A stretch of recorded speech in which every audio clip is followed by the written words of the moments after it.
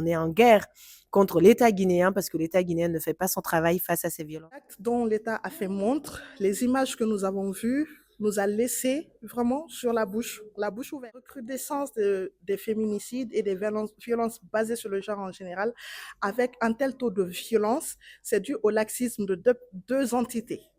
Premièrement, l'État.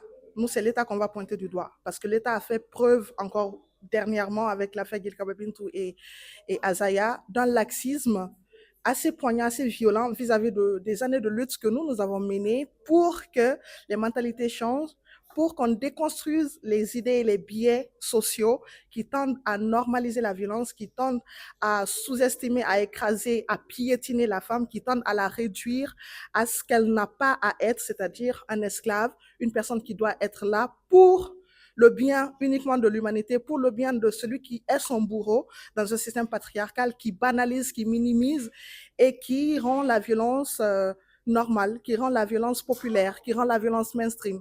L'autre chose, c'est le citoyen. Le citoyen, pour nous, c'est quelqu'un qui peut se mettre en face d'une situation contestable, d'une situation grave, d'une situation de violence et prendre ses responsabilités. Mais les deux choses sont liées également, puisque nous sommes dans une sphère où la violence, elle est systémisée, elle est systématique et aujourd'hui, elle est officialisée par l'État et c'est ce que nous trouvons déplorable, choquant, que nous avons senti dans notre chair. Au-delà de l'affaire Gilkaba Bintou et Azaya, l'acte dont l'État a fait montre, les images que nous avons vues, nous a laissé vraiment sur la bouche ouverte. S'il existe des féministes ou il a existé des féministes, toutes les personnes qui démocratisent, toutes les personnes qui sensibilisent, toutes les personnes qui prennent dans leur corps, qui prennent la violence de l'État, qui prennent la violence du système, qui prennent la violence des gens sur les réseaux sociaux, qui prennent de leur temps, de leur énergie, de leur argent pour sensibiliser, pour faire comprendre aux femmes que ce n'est pas normal, l'État ne peut pas venir faire preuve d'un laxisme, d'une banalité, d'une banalisation, d'un mépris à ce point grand, à ce point haut, à ce point piquant vis-à-vis du système de femmes, vis-à-vis d'une organisation féministe portée par les institutions internationales, portée par les lois que l'État a ratifiées, portée par les normes internes, une violation grave des normes constitutionnelles. Donc, l'État est aujourd'hui une entité, un organe qui n'est pas à l'abri d'un quelconque recours. Donc, c'est ce que l'État doit savoir, c'est que l'État est là, c'est une entité, mais ce n'est pas l'entité la plus puissante. L'État ne peut pas se mettre au-dessus de la Constitution. L'État ne peut pas se mettre au-dessus des lois ratifiées. L'État ne peut pas se mettre au-dessus de ce qu'on pense de juste, ce qu'on pense d'équitable, ce qu'on pense de bien, ce qu'on pense d'équité, de responsabilité, d'égalité. Et ça, c'est pour la femme parce que la femme est un être entier, complet, que l'État doit protéger. Donc, si l'État nous abandonne, on riposte. Eh bien, c'est mettre l'État face à ses responsabilités, à son manquement, à sa carence de protection des femmes, à sa carence de construction d'abris pour les femmes, à sa carence de sensibilisation des femmes, à sa carence de sensibilisation autour de la loi, à sa carence de voter de nouvelles lois encore plus protectrices pour les femmes, à sa carence de juste, s'il ne peut pas agir, ne pas nous mettre des bâtons dans les roues. Ces dernières semaines, voire ces derniers mois, on assiste effectivement à une recrudescence des féminicides en Guinée, mais pas que, des violences faites aux femmes de manière générale. Et effectivement, je pense qu'il y a beaucoup de choses à faire. Il me semble qu'il faut d'abord peut-être voir au niveau de l'éducation. Il faut travailler sur ces questions-là. Il faut faire des violences faites aux femmes un combat gouvernemental. Les associations et les personnes engagées contre les violences faites aux femmes font leur travail. Ces personnes sont sur le terrain. Ces personnes sont également sur les réseaux pour sensibiliser, pour informer, mais ça ne suffit pas. L'État doit absolument s'engager sur ces questions-là. On ne le fait pas encore assez. Et on voit aujourd'hui que les gens n'ont même plus peur de la violence. Avant, quand il y avait la mort ou quand il y avait un décès, les gens étaient assez tristes et assez éloignés de ces sujets-là. Aujourd'hui, ça ne choque même plus, c'est banalisé. Donc je pense qu'il y a vraiment un travail d'éducation à faire, mais il y a aussi un travail du gouvernement à faire. Le gouvernement doit vraiment s'impliquer davantage sur ces questions-là, mais de manière vraiment très claire.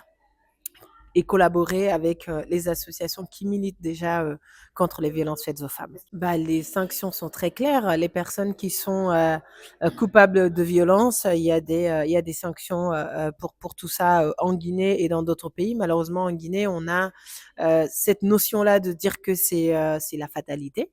Et parfois, c'est aussi la notion de dire que bah, c'est intrafamilial. Et donc, quand c'est intrafamilial, on s'en fiche ou en tout cas, on laisse les gens régler leurs problèmes. Et c'est ce qui s'est passé ces derniers jours avec l'affaire Gil Kababintou et Azaya.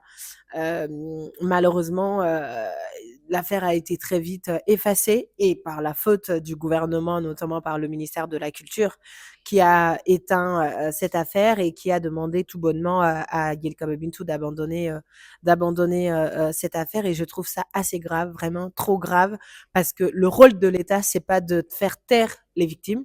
Le rôle de l'État, c'est de protéger les victimes. Le rôle de l'État, c'est d'être du côté des victimes et non pas du côté des bourreaux. Donc nous, on a trouvé ça vraiment dramatique et c'est vraiment incompréhensible pour un État. L'État est là pour protéger tous les citoyens, y compris les femmes. On sent qu'aujourd'hui, l'État guinéen abandonne les femmes, l'État guinéen abandonne les victimes de violences et c'est vraiment déplorable. Nous, on fait tout ce qu'on peut, on continuera à faire tout ce qu'on peut, mais on est aujourd'hui clairement en guerre contre les personnes qui banalisent ces violences. On est en guerre contre l'État guinéen parce que l'État guinéen ne fait pas son travail face à ces violences faites aux femmes. Concernant la question des violences faites aux femmes et des féminicides qui ont souvent lieu en ce moment en Guinée, il faut savoir que ça, c'est des cas qui arrivent dans le monde entier.